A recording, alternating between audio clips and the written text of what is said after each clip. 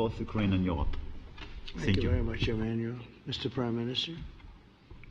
Thank you very much, Mr. President, and thank you for hosting us here. Can I start where Emmanuel started, which is we all want peace. The war in Ukraine has had a huge impact, particularly on the Ukrainians who've borne the brunt of it, but it's also had an impact on Europe and on the United Kingdom. There's not a family or community that hasn't been affected. And when we talk about security, we're talking about the security not just of Ukraine, we're talking about the security of Europe and the United Kingdom as well, which is why this is such an important issue. I think this is such an important meeting. As a group, I think we've had a discussion on the phone a number of times, Mr. President, but be able now to be around the table to take it forward. And I really feel that we can, I think, with the right approach this afternoon, make real progress, particularly on the security guarantees, and your indication of security guarantees of some sort of Article 5 style guarantees fits with what we've been doing with the Coalition of the Willing, which we started some months ago, bringing countries together and showing that we were prepared to step up to the plate when it came to security. With you coming alongside, the US alongside what we've already developed, I think we could take a really important step forward today. A historic step, actually, could come out of this meeting in terms of security for Ukraine and security in Europe. I also feel that we can make real progress towards a just and lasting outcome. Obviously, that has to involve Ukraine, and a trilateral meeting seems the sensible next step. So thank you for being prepared to take that forward, because I think if we can ensure that that is the progress out of this meeting, both security guarantees and some sort of progress on trilateral meeting of some sort to bring some of the difficult issues to a head, then I think today will be seen as a very important day in recent years in relation to a conflict which has gone on for 3 and a bit years, and so far nobody's been able to bring it to this point. So I thank you for that. Well, thank you very much. And, you know, it's very interesting because this is the first for the White House. You can't say that very often. It's seen a lot over the years, since 1800, 1799, to be almost exact.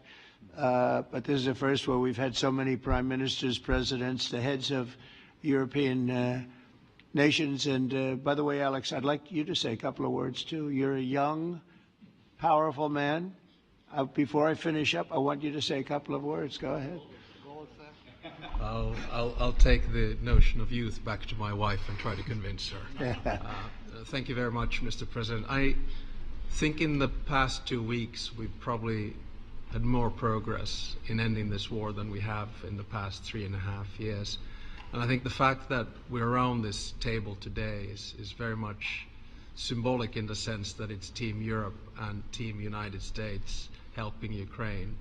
And the progress that we're looking out of this meeting is about the security guarantees, which are a big part of this. And then, of course, moving towards a process with a trilateral meeting with you and President Putin and President Zelensky. Some of the international media might wonder, why is the President of Finland here?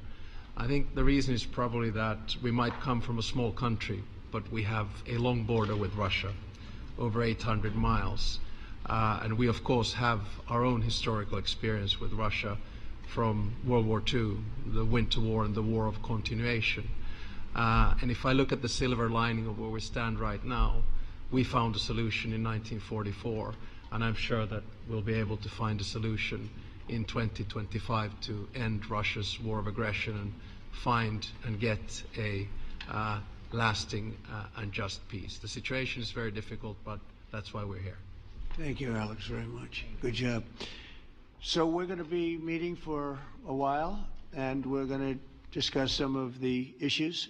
And I don't think there's any issue that's overly complex. It's at a point now where people want to do things. I really do believe, I've known him for a long time. I've always had a great relationship with him. I think that President Putin wants to find an answer too.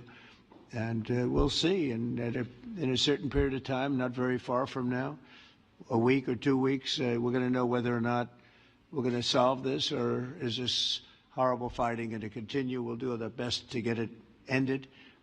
And I believe you have two willing parties, and usually that's good news, but two willing parties that want to make a deal. and we'll journey together, and we'll go over and we'll see if it can be done. And it's possible it might not be able to be done. On the other hand, it's possible it will. And we're going to save thousands and thousands of lives a week. And so it's something we really have to do. And, or at least we have to give it our best. It's all you can do. You can give it your best. But I think we may have a very good outcome. So I want to thank you all, and the media, I want to thank you. We're going to be staying here for a little while. Then we're going to walk over to the Oval Office, and we're going to have another little discussion about similar matters. And then they're going to go home to their great countries and report. And I'm going to remain here and work, and you're going to go and work. We're all going to be working. We may be in a different location, but that's what we know how to do, is work. But I want to thank the media. Has been actually very fair, generally speaking, very fair. I think it's important that they're fair, because this is a very important subject. We have to get it ended, and so that's all we ask for, is fairness with the media. Thank you all very much. Appreciate it. Thank you very much.